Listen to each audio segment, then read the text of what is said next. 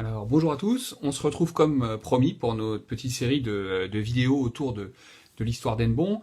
Aujourd'hui ça va être assez court, puisqu'en introduction on va aborder cette question de la préhistoire à Hennebont, qui est évidemment liée avec une autre question, qui est quand est-ce qu'Hennebont est Hennebont, hein, puisqu'on sait que le nom apparaît écrit autour de l'an 1000. Donc on va se concentrer, nous, pour cette période-là, sur les temps sur le territoire qui concerne celui de la commune.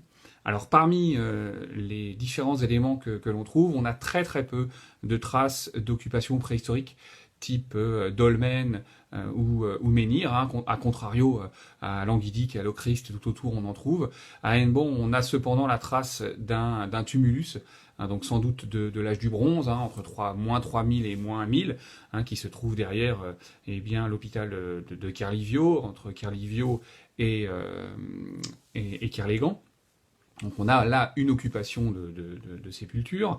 On a également mis au jour un petit peu plus ancien, il y a peu, un petit galet néolithique, hein, qui a été trouvé lors d'une prospection à pied, donc qui montre une occupation, mais encore là il était lié à aucun site, hein, c'est un objet qui est remonté avec le temps et avec les labours. On a la trace, toujours autour de cette question de l'âge du bronze, de cette époque de l'âge du bronze, on a un épisode assez fameux, puisqu'en 1957, eh bien, en draguant le Blavet, des ouvriers vont remonter de la rivière et vont remonter des massacres de cervidés, hein, c'est-à-dire les bois, les cornes, et également des pièces en bronze. Ils vont se partager ces pièces. Certains vont tenter de les vendre à un antiquaire de l'Orient qui ne va y voir que des pièces coloniales, donc ça ne va pas l'intéresser du tout. Et finalement, elles vont être fondues.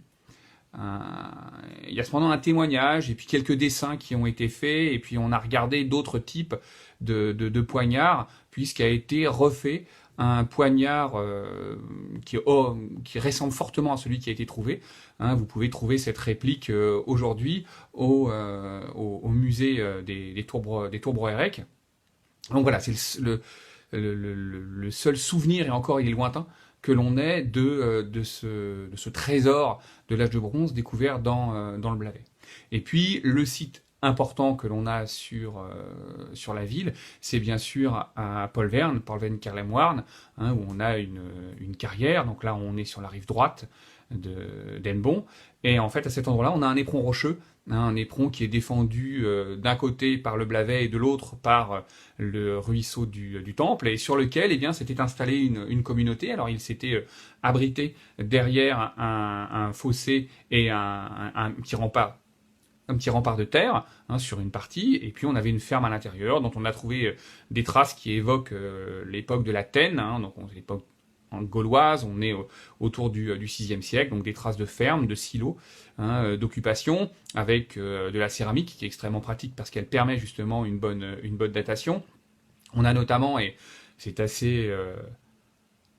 assez étonnant, hein, de l'autre côté du haras d'Hennebont, qui ne s'installe lui qu'au XIXe siècle, et bien d'avoir découvert un très joli plat avec une anse en tête de cheval et avec à l'intérieur un décor fait par des petits points, des petits percements, où on a refait une silhouette d'équidé. Donc on peut voir, hein, une copie de ce plat en les vitrines de la salle de lecture des archives municipales. Donc ça, c'est un chantier extrêmement important. On a également découvert des fibules et on a trouvé des pièces d'empereurs romains. Donc Claude II le Gothique et Tétricus Ier, hein, sont les empereurs qui sont au tout début du IVe siècle après Jésus-Christ. Donc ça nous donne une date d'occupation assez importante de ce site, qui malheureusement a été mangé pour une bonne part par la carrière, hein, qui a exploité la zone. On a également trace d'un trésor monétaire romain sur le mont d'Hélice, mais qui a eu le temps d'être pris en photo et documenté, mais qui a disparu. On a également la carte archéologique pointe à certains endroits des occupations qui peuvent être aussi préhistoriques, mais là encore une fois, on n'a rien de précis sur cet élément-là. En tout cas, on a une occupation humaine extrêmement importante à cette période-là. On est évidemment sur un point de passage. On verra plus tard le nom d'Hennebont comme lieu de franchissement est extrêmement important. On a la rivière qui est aussi un axe de circulation. Donc il n'est pas étonnant que les hommes aient choisi de s'établir à cet endroit-là.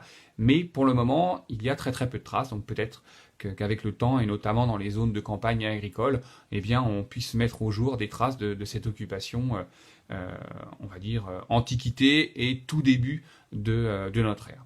Voilà, merci de votre attention. On se retrouve pour une prochaine vidéo où on parlera, pour ce coup-ci, du Moyen-Âge. À bientôt!